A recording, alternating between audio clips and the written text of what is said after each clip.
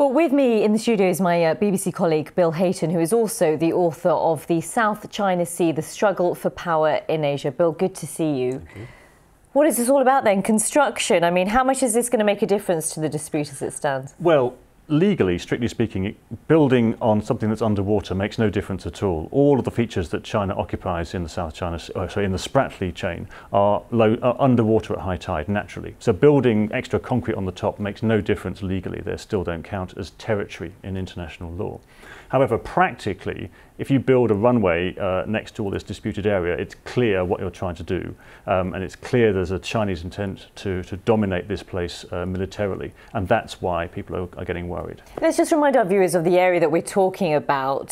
China take a large claim to a huge part of the South China Sea, as we can see here, surrounded by the Vietnam, Philippines and Malaysia. I mean, what are the other countries, do you think, going to do about this, Bill, with this situation of the construction unfolding? Well, there isn't really an awful lot they can do. I mean, the Philippines has no real naval power to speak of. It has a few ships, but they're nothing compared to what China has. Vietnam does have more capable ships, but they're not going to risk a shooting war with China, with their biggest trading partner and a huge neighbour to the north. The Americans have made comments criticising it, but they're staying well out of the rights and wrongs of who owns exactly which feature.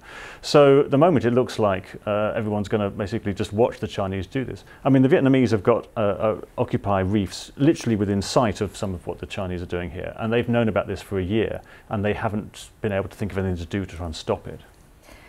Rupert ended his report there calling it the Chinese lake, and how this is very much being viewed by China as their part of the world. I mean, is it really seen as that?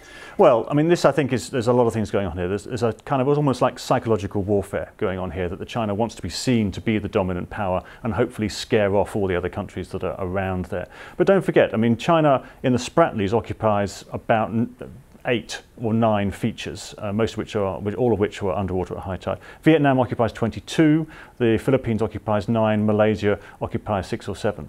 So it's not as if this is all going China's way. And in fact, China hasn't occupied any new features in the Spratlys. It's made a move on Scarborough Shoal.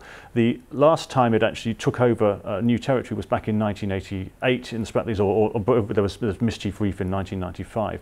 This has been occupied, these pieces of land that are now being built on have been occupied for 26 years, just with little block houses. And what the Chinese are doing now is turning these into substantial islands that could presumably support a naval or an airborne force of some kind to really thrust power down into the south. Interesting provocation, but not necessarily anything new. OK, Bill, thank you very much for that. Appreciate that. Bill Hayton there.